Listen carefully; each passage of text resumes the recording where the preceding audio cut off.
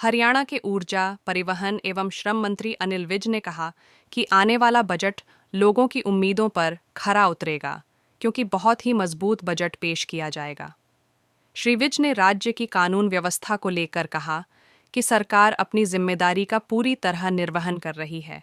इसके अलावा उन्होंने कहा कि बिजली प्रणाली में सुधार करना सरकार की प्राथमिकता है, ताकि उपभोक्ताओं को निर्बाध और गुणवत्तापूर्ण बिजली आपूर्ति सुनिश्चित की जा सके।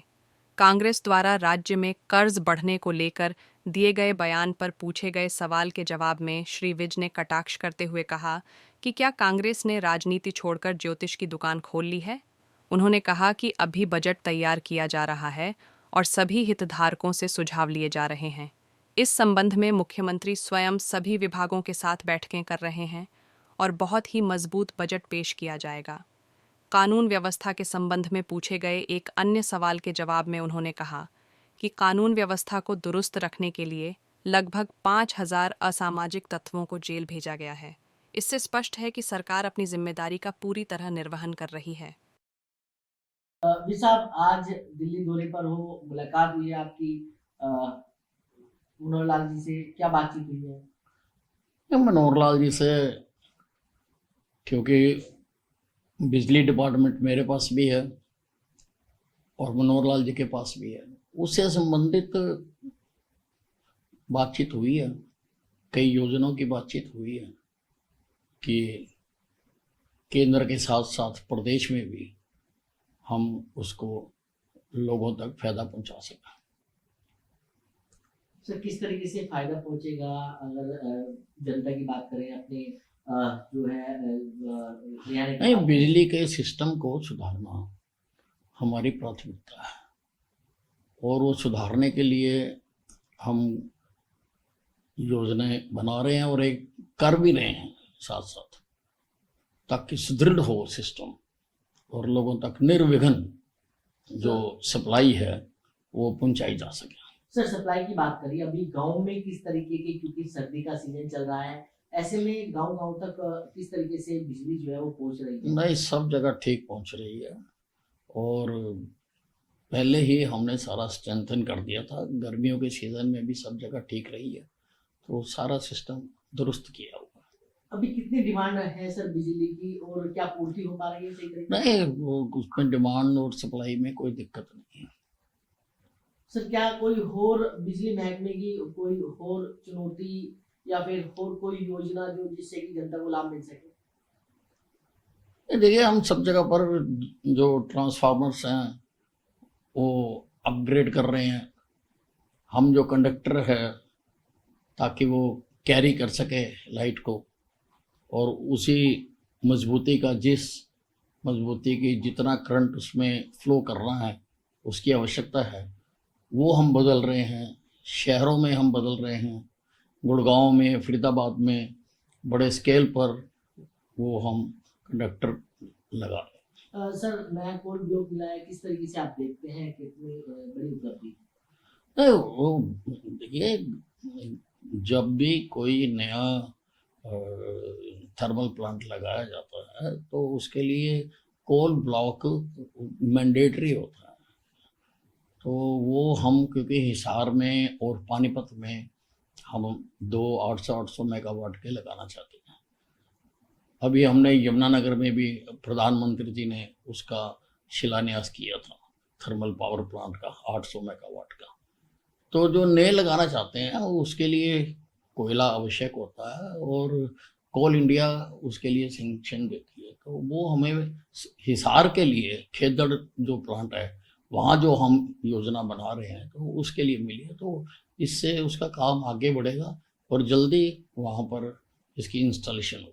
सर, बीजेपी के राष्ट्रीय अध्यक्ष की बात करें, कल नॉमिनेशन है, परसों चुन लिए जाएंगे, परसों वोट ली जाएगी, किस तरीके से देखते हैं एक छोटे से कार्यकर्ता को? देखिए, सारे देश में जितनी भी राजनीतिक पार्टियां हैं उसमें से केवल भारतीय जनता पार्टी ऐसी पार्टी है जिसमें विधिवत प्रजातांत्रिक तरीके से चुनाव होता है। बाकी तो सारी खानदानी पार्टियां हैं। पिता बनेगा, पिता के बाद उसका पुत्र बनेगा, उसके बाद उसका पुत्र बनेगा, बाकी सारी खानदानी पार्टियां, उनमें डेमोक्रेसी नहीं है। और जिन पार्टियों के अंदर इंटरनल डेमोक्रेसी नहीं है, वो देश की डेमोक्रेसी की भी रक्षा नहीं कर सकते। केवल भारतीय जनता पार्टी में निचले स्तर से पहले वार्डों के चुनाव होते हैं, फिर मंडल का चुनाव होता है, फिर जिले का चुनाव होता है, फिर प्रदेश का चुनाव होता है, और फिर वो जो चुनकर आते हैं वो राष्ट्रीय अध्यक्ष चुनते हैं। ये केवल भारतीय जनता पार्टी में है, बाकी पार्टियों में नहीं।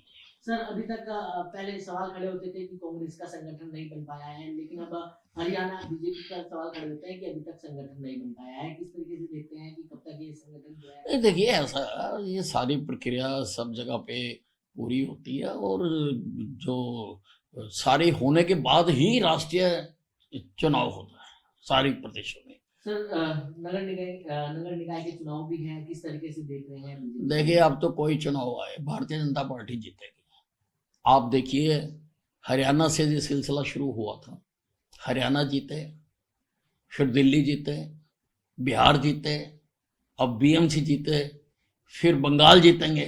तो चुनाव कहीं भी होगा, क्योंकि हिंदुस्तान की जनता को ये समझ आ गया कि काम करने वाली यही एक पार्टी है, भारतीय जनता पार्टी है।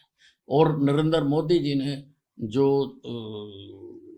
चुनाव का, पार्टियों का जो चेहरा था, वो उन्होंने बदल दिया। जैसा पहले दूसरी पार्टियों में होता था, आते थे, वादे करते थे, नारे देते थे, कभी गरीबी हटाओ का, कभी कोई देते थे, और वोटें लेके चले जाते थे। मोदी जी ने उसको पीछे कर दिया। मोदी जी ने अब केवल विकास की राजनीति करने का देश में जो सिलसिला चला रहे हैं जब से मोदी जी आए हैं, तो अब जनता किसी और पार्टी को आगे नहीं लाना चाहती।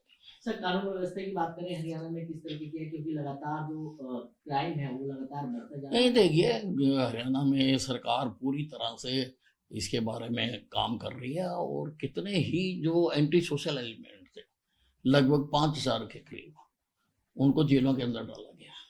तो सरकार अपनी पूरी जिम्मेवारी का निर्वहन कर रही है। लेकिन सर जिस तरीके से गैंगस्टर विदेशों में बैठ के लोगों से फिरौती मांगते हैं, धमकियां देते हैं, तो उस पर भी कार्रवाई होती है, समय समय पर विदेशों से भी ला रहे हैं पकड़ के, और सारा उसका सिस्टम है। सरकार कानून व्यवस्था को दुरुस्त करने के लिए सर काम कर रही है। बजट भी पेश होना है, कितनी उम्मीदें हैं आम जनता को, किस तरीके से राहत मिलेगी? नहीं, लोगों की उम्मीदों को पूरा करेंगे। लेकिन सर कांग्रेस तो कह रही है कि ये इस बजट से प्रदेश पर कहीं ना कहीं और ज्यादा अधिक कर्जा बढ़ेगा। नहीं, कांग्रेस ने क्या राजनीति छोड़ के ज्योतिषी की दुकान खोल ली है? उनको कैसे पता? हम बना रहे हैं, सारों उसकी राय ले रहे हैं, सब जगह से, सारे डिपार्टमेंटों की मुख्यमंत्री जी खुद मीटिंगें ले रहे हैं, और हम बहुत जो मजबूत बजट पेश करें।